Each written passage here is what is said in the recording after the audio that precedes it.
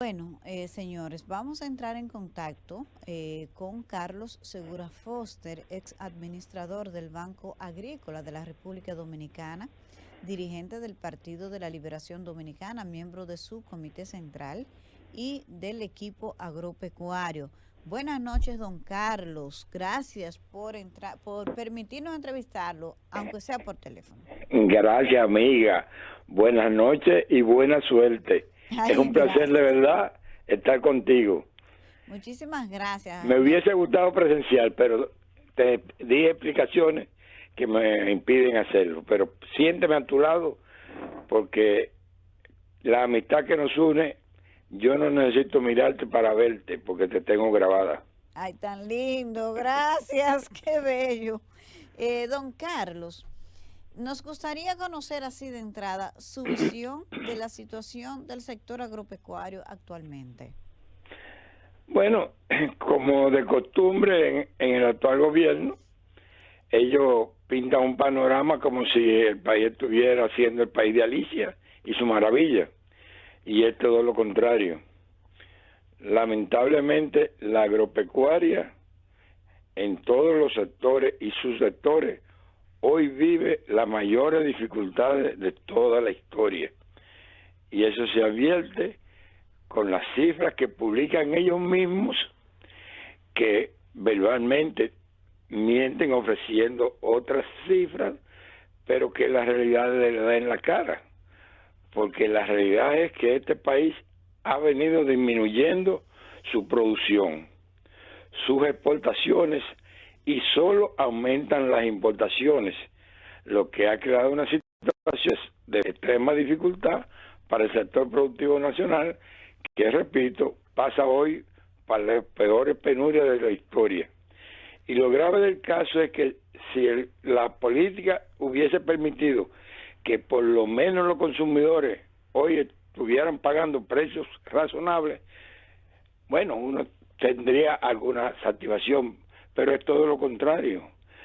Hoy los consumidores pagan los precios más altos de la historia, y especifico que nosotros ciertamente hemos sido afectados por los efectos adversos de la pandemia primero, de la confrontación Rusia-Ucrania posteriormente, que deriva en aumento de flete, de commodity, del petróleo fundamentalmente, pero eso ha afectado a todo el mundo.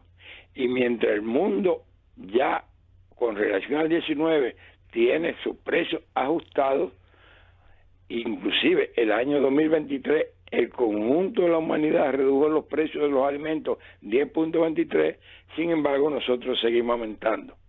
Y Ya. por eso nuestra inflación, que felizmente, y eso me alegra, ha controlado los índices de inflación, no ha podido hacer lo mismo con la inflación de los alimentos. Por eso el 3.5, que es el promedio que ha logrado gracias a la sabia política de las autoridades monetarias, no ha impedido que los precios de alimentos se mantengan más del doble de lo que actualmente están.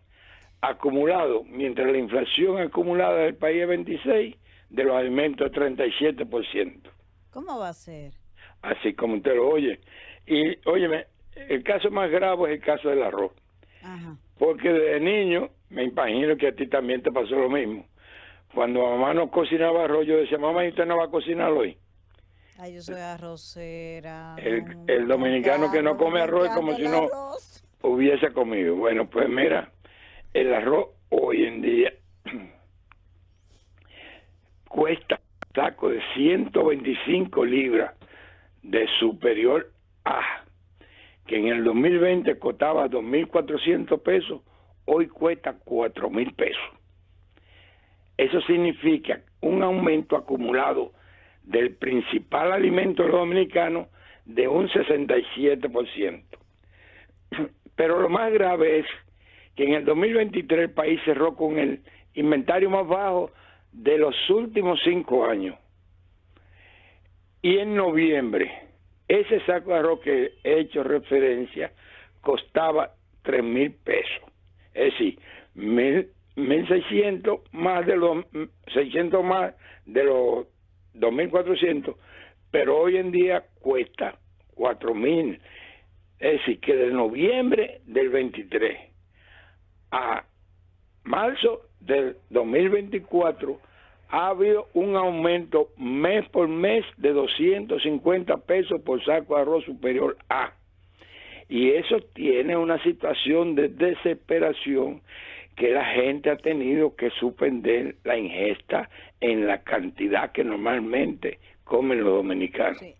Pero la gente el arroz es el culpable de la barriguita. Me imagino que ahora la gente está en forma con esa reducción. Sí, pero así la gente no quiere estar en forma pasando hambre. Lo bueno es controlar la barriga, comiendo la cantidad adecuada y manteniendo el ejercicio que permita mantener la figura. Don Carlos, lo voy a interrumpir ahí para hacer una pregunta vinculada al tema del arroz. Hay una queja del sector arrocero con relación a la entrada en vigencia completamente del DERECAFTA en el 2025 y ellos dicen que el desmonte arancelario total para este cereal va a entrar en una situación que no le va a permitir competir con el arroz que va a entrar al mercado local.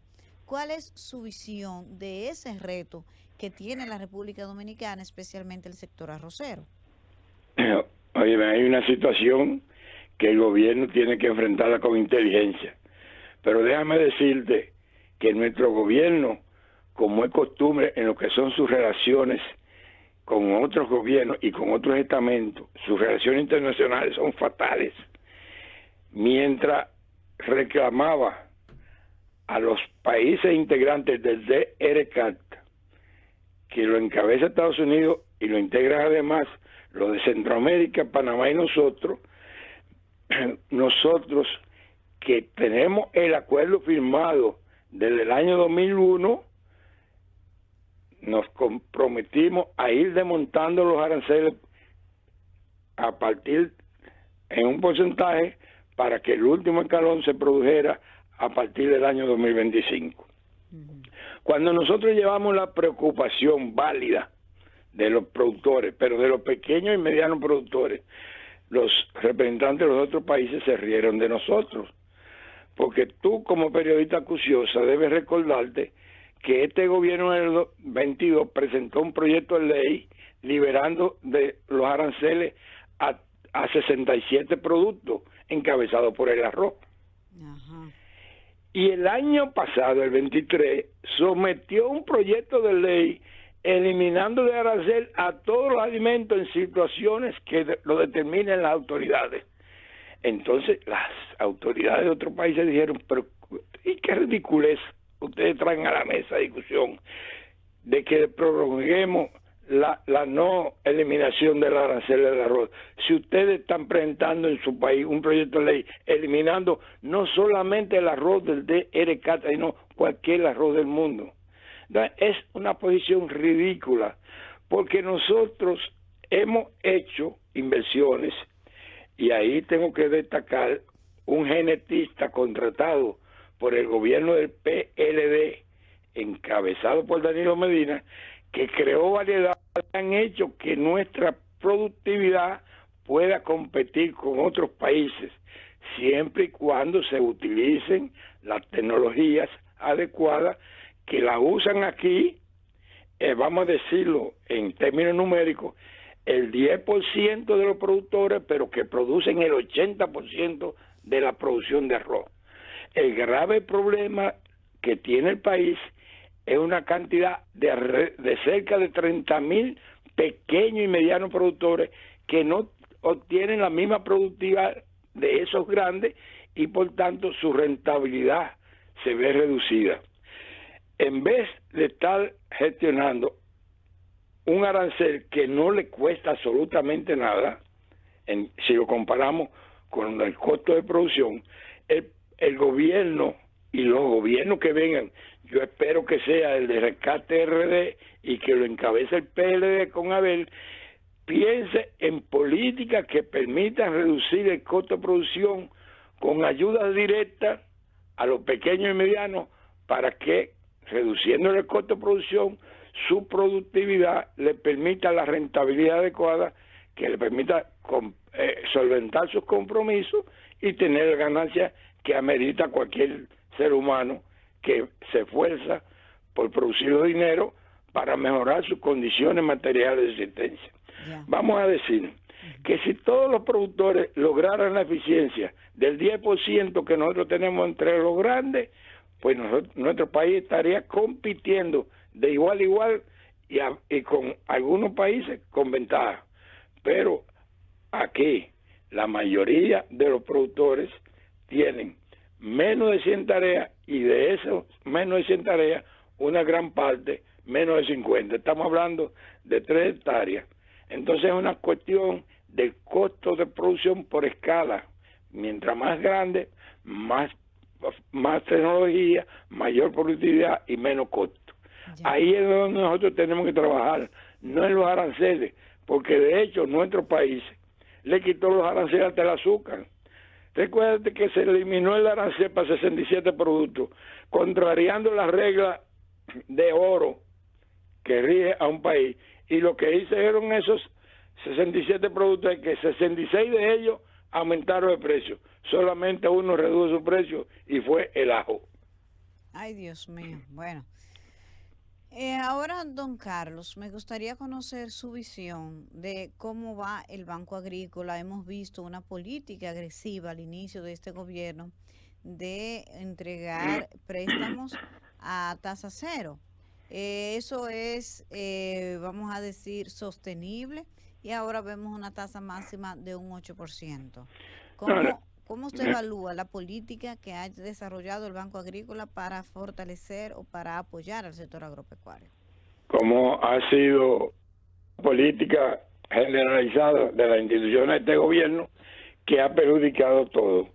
En el caso del Banco Agrícola fue mucho bulto, allante y movimiento. Ellos se enfocaron en ofrecer una tasa cero y dedicaron 5,000 pesos para esos propósitos. Y yo te voy a decir la historia porque la conozco de la P al PA, de la A hasta la Z. De los 5,000 millones que dedicaron para préstamos a tasa cero, a los pequeños y medianos apenas les llegó entre un 10 y un 15%. Porque entre el 75 y el 80% se dedicaron más de 1.200 millones a instituciones estatales, y la cito por su nombre: Agricultura 350 millones, IAD 250 y así por el estilo, y a grandes empresas como son las industrias del tomate, alrededor de 400 millones. En los escritorios de las sucursales se quedaron más de 25,000 solicitudes de pequeños y medianos productores que se quedaron oliendo donde guisan, porque los cuartos se acabaron en un 2x3 en cuestión de días. ¿Pero y cuál es el criterio para entregar esos préstamos? ¿No es para los más necesitados desde el punto de vista de la micro y pequeña empresa, verdad? El diseño de la política se hizo correctamente para beneficiar a pequeños y medianos productores, pero no se hizo así. Se concentró en resolver problemas con préstamos a instituciones que lo que debieron fue recibir asignaciones presupuestarias como el Intabaco, el IDIA, el IAD, y yo te lo digo porque lo conozco perfectamente. Ahora, posteriormente se han asignado otras partidas que se han dedicado a algo más perverso, porque ahí están los préstamos que se han dedicado a comprar voluntades políticas. ¿Cómo así? Sí, te voy a dar un dato. Don Carlos, quédeme con esa explicación sobre ese tema, porque lo he escuchado mucho, de la politización de la política monetaria del Banco Agrícola, para después de esta pausa, que ya es tiempo de irnos a una pausa, con su anuencia. Ya regresamos en Buenas noches, buenas noches. Nos habla un poco de la perspectiva política que tiene el Partido de la Liberación Dominicana de cara a las elecciones del 19 de mayo. Este gobierno, que llegó a base de mentira y con apoyo espurio, ha sumido a la sociedad dominicana en las peores situaciones de la historia.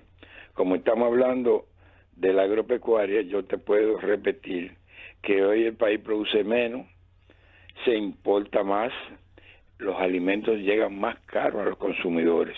Por tanto, los consumidores dominicanos, al igual que los productores, están pasando penuria, porque el que comía 3 veces, hoy come 2. El que comía 2, 1. Y hay personas que están haciendo convite o junta de vecinos para hacer una sola comida y repartírsela entre todos. ¿Y dónde es eso, don Carlos? ¿Dónde usted ha visto eso? Porque me parece muy tremendista y No, discúlpeme con todo el no, respeto. yo puedo acompañarte a zonas que lo están haciendo. Aquí la gente está pasando, aquí la gente se lo está llevando quien lo trajo. Y el grito que hay, aunque está callado, pero aquí hay una situación explosiva, Yanesi. La población se lo está llevando el mismo diablo. Aquí nunca se había visto una libra de arroz a 50 pesos. Pero, don Carlos, escúcheme que lo voy a interrumpir ahí. A pesar de todo eso que usted está diciendo, el presidente marca 60% y en elecciones municipales arrasó el PRM. ¿Por qué? Porque ellos han tenido la virtud de aplicarle una vacuna a la población que le cuesta 10,000 pesos, y entonces las quejas no llegan. Abusaron de los recursos para las votaciones, impidiendo que grandes cantidades de personas o no votaran o simple y llanamente no se interesaran. Lo mismo se proponen ahora, han comenzado una cacería comprando dirigentes de aquellos que obtuvieran los mejores resultados, con el interés o de que voten por ellos o de que no voten por ninguno, porque no votar por ninguno es darle la posibilidad. Hay una máxima que dice que los gobiernos malos son el resultado de que la gente buena no vota. Entonces nosotros tenemos la obligación, que ciertamente es una responsabilidad de la oposición, de eliminar la indiferencia que está afectando a la población y convencerlo que para salir de esta desgracia que nos desgobierna, que ha dañado todos los servicios, que ha dañado todas las instituciones, es indispensable que la gente acuda a votar. Y nosotros preferimos, porque es lo que le conviene al país, que lo hagan por Rescate RD, porque Rescate RD es el que ha ejercido los mejores gobiernos de este país. Este país es hechura del PLD. En sus 5 gestiones de gobierno, las 3 encabezadas por Leonel, pero fundamentalmente las últimas 2 de Danilo, que hicieron florecer a este país a un nivel tal que sirvió de ejemplo para toda la región y gran parte del mundo. Muchas gracias, don Carlos. Nos faltó tiempo para conversar con usted, pero yo estoy segura que usted volverá a estar en este programa y será presencial, ¿verdad? Haremos la diligencia. Si resuelvo el asunto que tendría que resolver para estar aquí en la casa, con mucho gusto. Será un placer. Muchas gracias.